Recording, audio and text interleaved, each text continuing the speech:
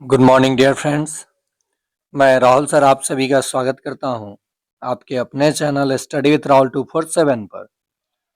आज के इस वीडियो में हम लोग देखेंगे सीटेट परीक्षा 2026 के लिए बाल विकास और शिक्षा शास्त्र, जिसे बाल विकास अधिगम के नाम से आप जानते हैं, 2021 में कैसा प्रश्न पूछा गया था और किस तरह से आप तुक्का लगाएंगे, कैसे प्रश्न के साथ निगेटिव और पॉजिटिव ऑप्शन को छांटेंगे। आप इस वीडियो को देखिए, आपको अनुमान लग जाएगा कि सीडीपी में आपको कैसे स्कोर बढ़ाना है। अभी तक आपने चैनल को सब्सक्राइब नहीं किया है तो सब्सक्राइब करके बेल आइकन प्रेस कर लें। आपको इस चैनल के माध्यम से 2011 से लेकर 2024 तक का पेपर 1 और पेपर 2 के सभी प्रश्न पत्र करा दिए जाएंगे। चलिए शुरू करते हैं हम लोग प्रश्न नंबर 1 से। इंग्लिश में भी देख सकते हैं, हिंदी में भी देख सकते हैं। एक खेल क्रिया के दौरान चोट लगने पर रोहन रोने लगा। यह देखकर उसके पिता ने कहा, लड़कियों की तरह व्यवहार न करो, लड़के रोते नहीं है। पिता का यह कथन, देखिए जेंडर रूढ़िवादिता से एक प्रश्न आना ही आना है, चाहे पेपर 1 हो या पेपर 2। तो उसका कंपेयर वो लड़की की तरह करें, इसका मतलब कि चोट लगने पे केवल लड़कियां रोती हैं, लड़के भी रो सकते हैं। तो ये लैंगिक रूढ़िवादिताओं को दर्शाता है। पहला ही ऑप्शन इसका सही हो जाएगा। एक प्रगतिशील कक्षा में क्या होना चाहिए? अध्यापक को अटल पाठ्यक्रम का पालन करना चाहिए। ये अटल निगेटिव वर्ड है, आंसर नहीं होगा। विद्यार्थियों में प्रतिस्पर्धा पर बल, केवल प्रतिस्पर्धा, ये गलत हो जाएगा, निगेटिव हो जाएगा। ज्ञान की संरचना के लिए प्रचुर मौके प्रदान करना चाहिए। ये तो आप ऐसे ही पकड़ लेंगे, सही हो जाएगा। तो इसका सही उत्तर हो जाएगा ऑप्शन नंबर 3। वीडियो अगर आप देख रहे हैं तो लाइक और शेयर जरूर करेंगे ताकि आपको कंटेंट समय समय पे मिलता रहे। सब्सक्राइब करके बेल आइकन प्रेस कर देंगे, जैसे मैं वीडियो अपलोड करूंगा आप लोगों तक नोटिफिकेशन चला जाएगा। एक गतिविधि के दौरान छात्रों को संघर्ष करते देख एक अध्यापिका बच्चों को संकेत और इशारे जैसे क्या, क्यों, कैसे प्रदान करने का फैसला लेती है। लेव वाइगोत्स्की के सिद्धांत के अनुसार अध्यापिका को यह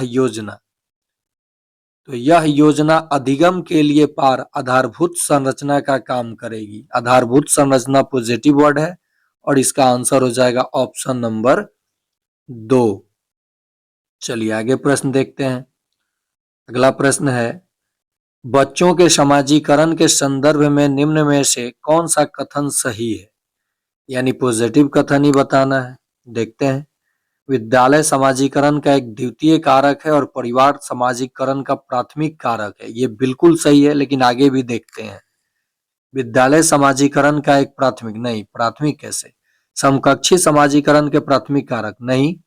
परिवार एवं जन संचार दोनों समाजीकरण के द्वितीय, परिवार तो प्राथमिक कारण है, ये भी कट गया। यानी आंसर हो जाएगा ऑप्शन नंबर 1। ठीक है। देखिए सीडीपी इतना फास्ट नहीं होता है।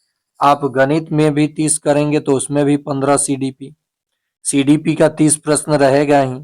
ईवीएस करेंगे पर्यावरण तो उसमें भी 15 सीडीपी। फिर आप अगर भाषा 1 में हिंदी लिए हैं, सारे पेपर में कराऊंगा आपको अच्छे तरीके से, इसमें भी 15 सीडीपी। और भाषा 2 में संस्कृत या इंग्लिश लिए हैं जो भी, तो उसमें भी 15 सीडीपी। तो 15 चौका 60 और 30 90 अंक का तो यही हो गया। तो आपको पर्यावरण के कंटेंट, हिंदी का व्याकरण, गणित में बिल्कुल लाजवाब तरीके से कराऊंगा, जिससे आप ये 90, तो इसमें आपको मैं काफी कुशल बना दूंगा। सीडीपी में 90 में से कम आप 60 प्लस कर जाएंगे। और उसके बाद उधर आपका 60 प्रश्न में आपको मात्र 40 कर लेना है, तो 100 हो जाएगा, पार हो जाएंगे। ऐसे स्कोर आता है, ऐसे ही मैंने तैयारी किया। बहुबुद्धि का सिद्धांत जोर देता है कि, तो बहुबुद्धि का सिद्धांत जोर देता है बुद्धिमत्ता की विभिन्न दशाएं हैं। ऑप्शन नंबर 3 इसका सही जवाब हो जाएगा। लॉरेंस कोहलवर्ग के सिद्धांत के अनुसार किसी कार्य को इसलिए करना क्योंकि दूसरे इसे स्वीकृति देते हैं, नैतिक विकास के डैश चरण को दर्शाता है। आपका ऑप्शन है प्रथापूर्व, प्रथागत, उत्तर प्रथागत, अमूर्त संक्रियात्मक। तो इसका सही जवाब हो जाएगा प्रथागत। चलिए अगला प्रश्न देखते हैं 7 नंबर। लेव वाइगोत्स्की या सामाजिक सांस्कृतिक परिप्रेक्ष्य अधिगम प्रक्रिया में डैश के महत्व का जोर देता है। किस पर जोर देता है? तो ऑप्शन एक लेव वाइगोत्स्की की बात कर रहा है, सामाजिक सांस्कृतिक, तो ये सांस्कृतिक उपकरणों पर, बड़ा ऑप्शन सही ऑप्शन। जीन पियाजे अपने संज्ञानात्मक विकास के सिद्धांत में संज्ञानात्मक संरचनाओं को डैश रूप में वर्णित करते हैं। तो ये एस्कीमा यानी मनोबंध, इस रूप में ये वर्णित करते हैं। 9 नंबर प्रश्न देखते हैं। जीन पियाजे के संज्ञानात्मक विकास के सिद्धांत में पूर्व संक्रियात्मक अवस्था में विकास का मुख्य गुण क्या होता है? तो विकास का मुख्य गुण होता है विचार, सोच में केंद्रीकरण। 10 नंबर प्रश्न है, विकास के संदर्भ में कौन सा कथन सही है? विकास की दर सभी संस्कृतियों में सभी के लिए समान होती है। विकास केवल विद्यालय में, केवल निगेटिव वर्ड। विकास केवल बाल्यावस्था, निगेटिव वर्ड।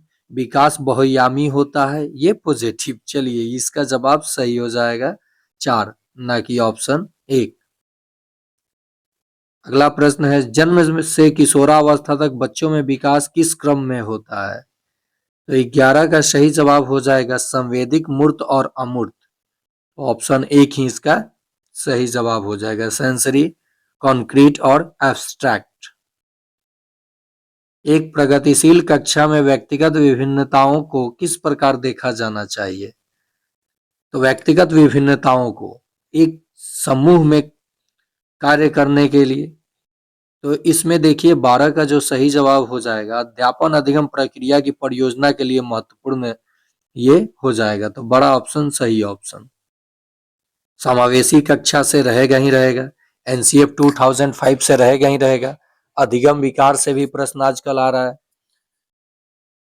एक समावेशी कक्षा में डैश पर जोर देना चाहिए, प्रदर्शन अभिमुखी लक्ष्यों, अभिवेदी समरूपी निर्देशों, सामाजिक पहचान के आधार पर छात्रों के अलगाव नहीं, हर बच्चे के सामर्थ्य को अधिकतम करने के लिए अवसर प्रदान करना। तो इसका सही जवाब हो जाएगा 13 नंबर का ऑप्शन 4।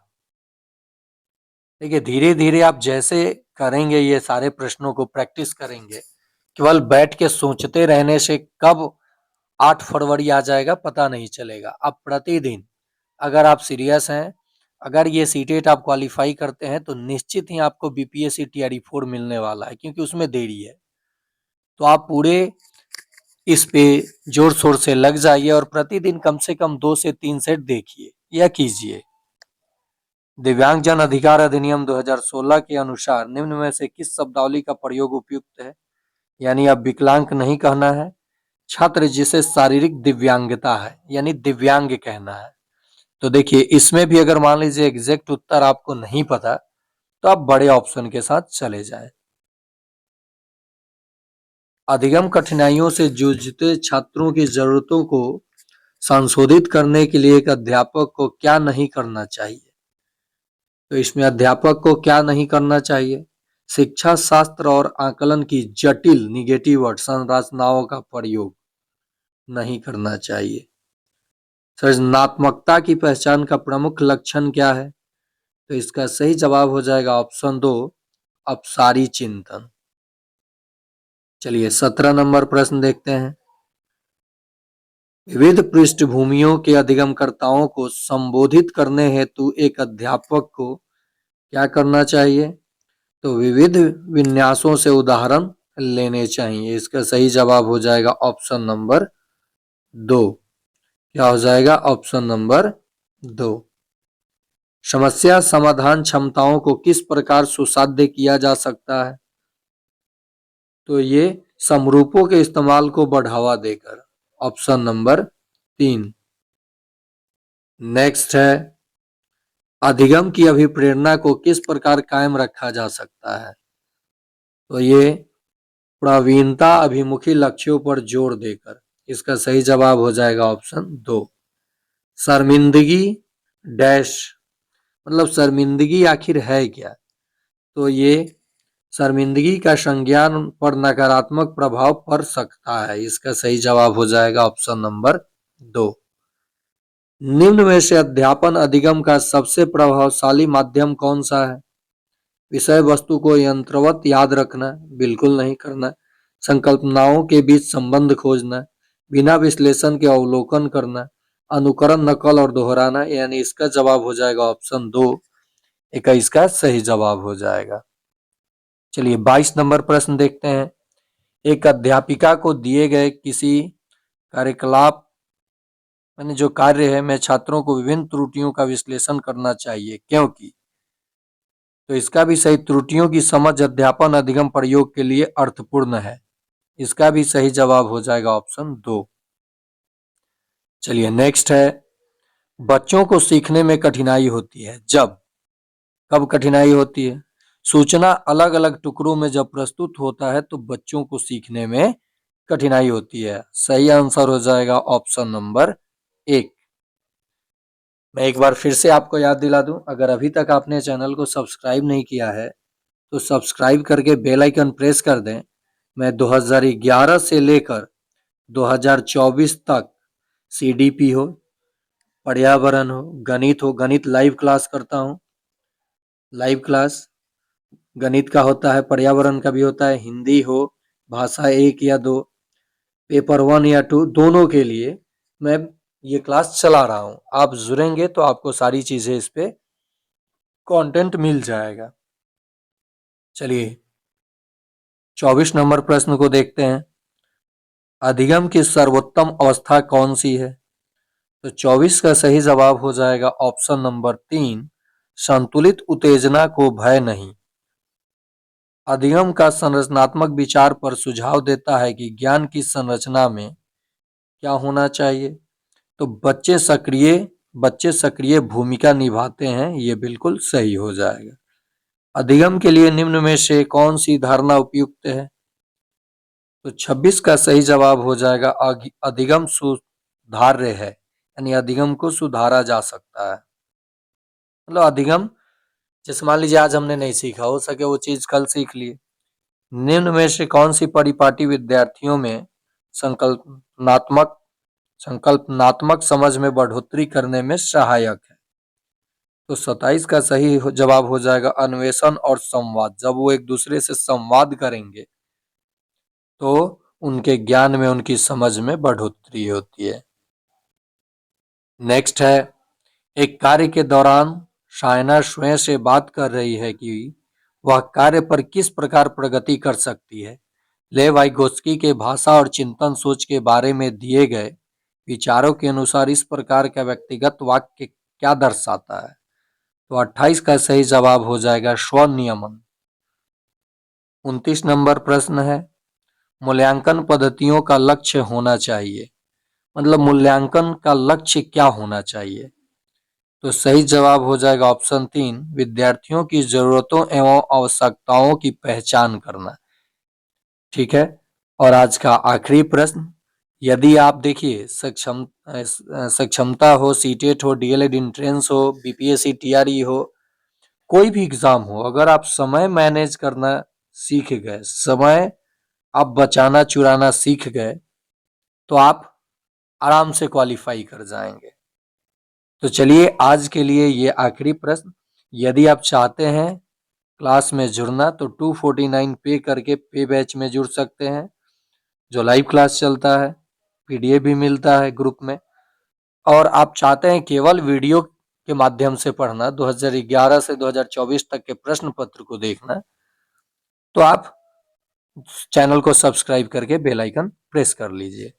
बच्चों के विकास की व्यक्तिगत विभिन्नताओं को किस पर प्रतिरोपित किया जा सकता है? तो 30 का सही जवाब हो जाएगा ऑप्शन 4, आनुवंशिकता एवं पर्यावरण की पारस्परिकता पर। तो ये रहा 2021 में पूछे गए 1 to 5 में सीडीपी के 30 महत्वपूर्ण प्रश्न, जिसको मैंने आपको पॉजिटिव और निगेटिव वर्ड के साथ बताया। वीडियो अच्छा लगा हो तो लाइक शेयर सब्सक्राइब अवश्य करेंगे। धन्यवाद।